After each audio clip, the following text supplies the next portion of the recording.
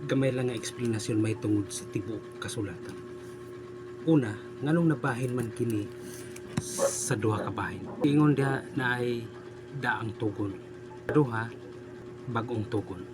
Ang giingon din ni, unya nganong gihatag man ang balaod, gidugang kini aron sa pagpailas sa kalapasan ug magpabilin kini hangtod lamang sa pag-abot sa kaliwat ni Abraham nga mo'y gisaaran. Ang giingon igsoon, gidugang ang balaod tungod sa naghingapin nga mga kalapasan.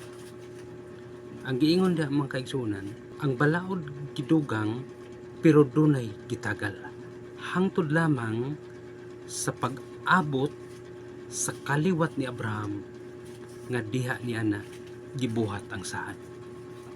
Busa ang balaod may nagdumala kanato hangtod sa pag-abot ni Kristo. Aron isipon kitang matarong sa Dios pinaagi sa pagtuo. Kuhaan ninyo ni mga kaigsunan. Ang balaod nga mao ang kasuguan nahimo na tong tour guide. Maoy atong agalon mga kaigsunan sa wala pang pagtuo.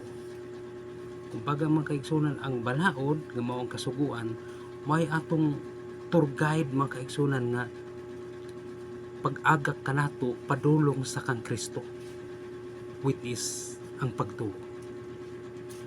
Karon mga kaigsunan ang pangutana, naabot naman ang pagtuo. Apan karon nga niya na ang pagtuo, ang balaod dili na maoy nagdumala kana. Ang giingon mga kaigsunan, ang balaod gidugang tungod sa kalapasan.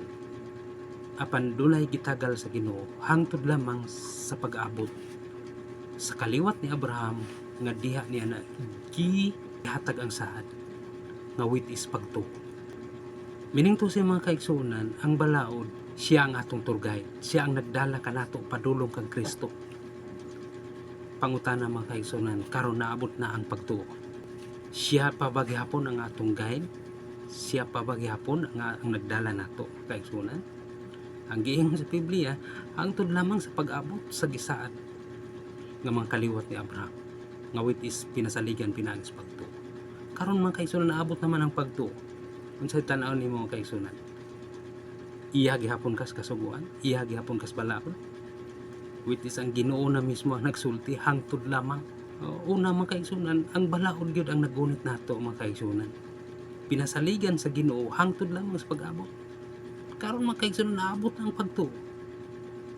Ang pangutana, magpabilin pa ba ka sa kasuguan?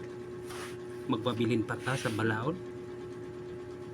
Ang Biblia, klaro kaayo mga kaigsunan, hangtod lamang sa pag-abot sa pagtuo. Karon mga kaigsunan, ang balaod dili na mao'y nagdumala kanato mga kaigsunan, kundili si Kristo na ang nagdala nato. Ngano nga naduha ang kasabutan sa tibuok kasulatan.